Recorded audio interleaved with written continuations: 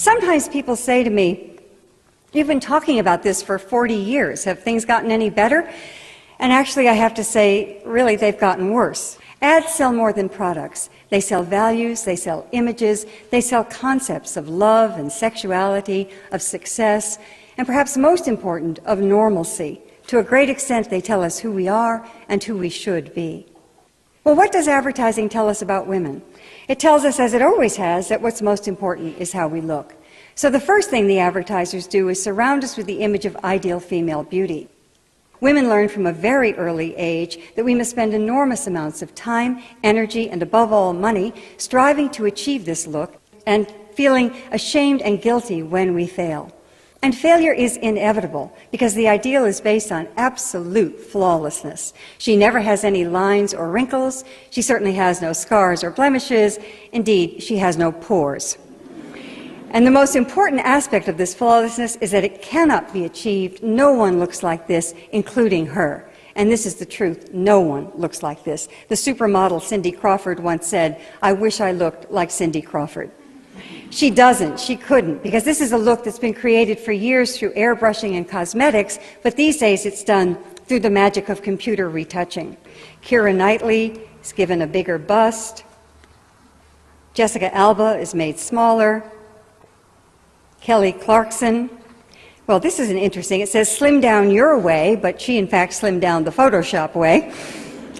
You almost never see a photograph of a woman considered beautiful that hasn't been Photoshopped. We all grow up in a culture in which women's bodies are constantly turned into things, into objects. Here she's become the bottle of Michelob. In this ad, she becomes part of a video game. And this is everywhere, in all kinds of advertising. Women's bodies turned into things, into objects. Now, of course, this affects female self-esteem. It also does something even more insidious. It creates a climate in which there's widespread violence against women. I'm not at all saying that an ad like this directly causes violence. It's not that simple. But turning a human being into a thing is almost always the first step toward justifying violence against that person.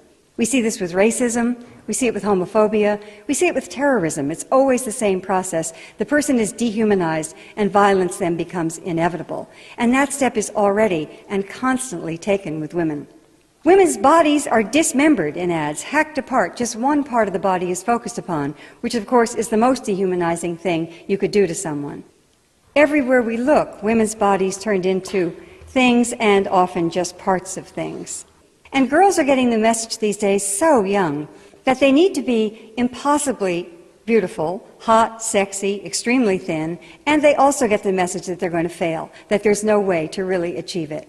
Girls tend to feel fine about themselves when they're 8, 9, 10 years old, but they hit adolescence and they hit a wall, and certainly part of this wall is this terrible emphasis on physical perfection. So no wonder we have an epidemic of eating disorders in our country and increasingly throughout the world. I've been talking about this for a very long time, and I keep thinking that the models can't get any thinner, but they do. They get thinner and thinner and thinner. This is Anna Carolina Reston, who died a year ago of anorexia, weighing 88 pounds, and at the time she was still modeling. So the models literally cannot get any thinner. So Photoshop is brought to the rescue. There are exceptions, however. Kate Winslet has been outspoken about her refusal to allow Hollywood to dictate her weight. When British GQ magazine published this photograph of Winslet, which was digitally enhanced to make her look dramatically thinner, she issued a statement that the alterations were made without her consent. And she said, "I don't look like that, and more importantly, I don't desire to look like that. I can tell you that they've reduced the size of my legs by about a third." Bless her heart. So what can we do about all of this? Well, the first step is to become aware, to pay attention, and to recognize that this affects all of us. These are public health problems that I'm talking about.